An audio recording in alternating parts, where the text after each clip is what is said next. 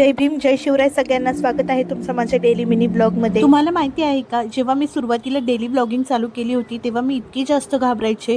माझा कॉन्फिडन्स खूप जास्त लो होता.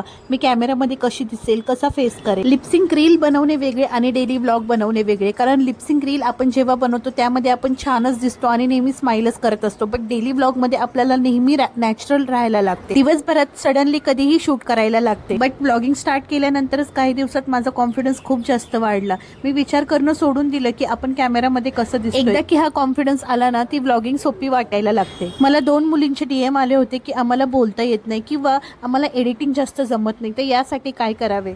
ज्यांना व्हॉइस ओव्हर जमत नाही ते म्युझिक ऍड करून सुद्धा डेली रुटीन दाखवू शकता, मिनी ब्लॉग करू शकतात. आणि राहिला प्रश्न एडिटिंगचा, तर मिनी ब्लॉग जितकं सिम्पल ठेवताल ना तितका तो छान आणि नॅचरल वाटतो बघण्यासाठी.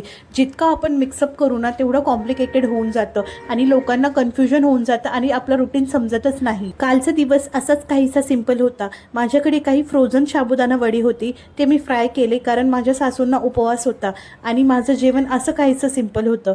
इव्हिनिंगला मी बाहेर गेले होते, त्यानंतर मी काहीसं मार्केट आणि फ्रूट घेऊन आले. सोबतच अद्विकाला स्कूलमधून पण पिक करून आले. जर तुम्हाला व्लॉगिंग किंवा कॉन्टेंट क्रिएशन स्टार्ट करण्यासाठी अजून काही शंका असतील तर तुम्ही मला DM केले तरीही चालतील, कमेंट करायची नसेल तरी.